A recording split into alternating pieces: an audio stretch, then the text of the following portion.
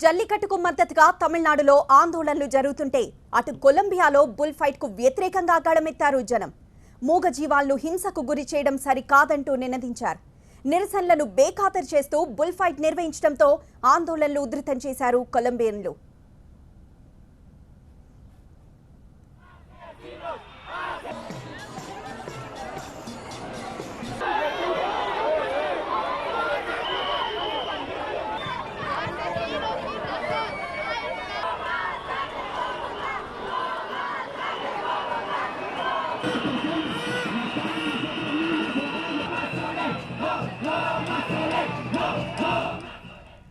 కొలంబియాలో సంప్రదాయం పేరుతో దశాబ్దాలుగా బుల్ ఫైట్ ను నిర్వహిస్తున్నారు.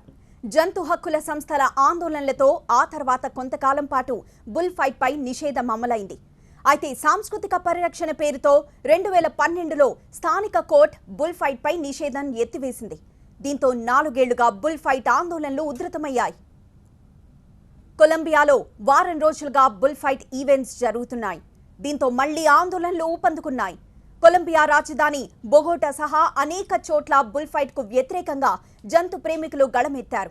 వందలాదిగా రోడ్లపైకొచ్చి నిరసనలు తెలుపుతున్నారు. బుల్ ఫైట్ కు వేయడంతో పాటు ఎద్దుల సంరక్షణకు చర్యలు చేపట్టాలని ఉద్యమిస్తున్నారు కొలంబియన్లు.